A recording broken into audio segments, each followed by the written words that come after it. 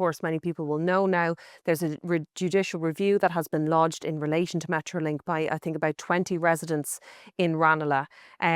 We know the impact that judicial reviews have had on other infrastructure projects, other big projects in the country, that it can delay them months, sometimes in other cases it's been years. So what Darragh O'Brien was saying today was like, look, it could be months, but in that plan, in that transport sectoral plan, it said that the beginning of construction would be 2027. And he was asked about that, and he said, well, I think with this judicial review, 2027 could be a stretch.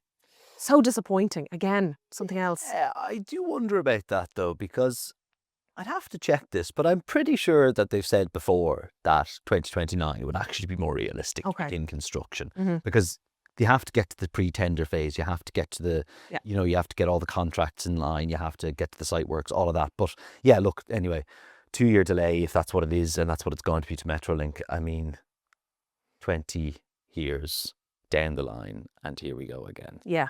And we have all the other, warnings that we had, was it last week or the week before, that we'll need 8,000 workers to be able to work on this project. Do we need 8,000 workers at one go? I'm not sure. I don't know if we've got that clarification yet.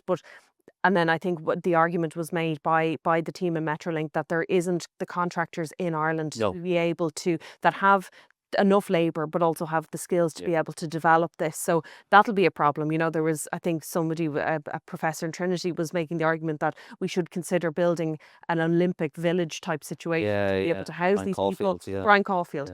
That isn't, we have had, I think it was 5,000 construction workers was needed for Dublin Port. So it's not like we've never seen projects of that scale to be done before. Now, this is the biggest one, I think, in the history of the state. So this is another step up.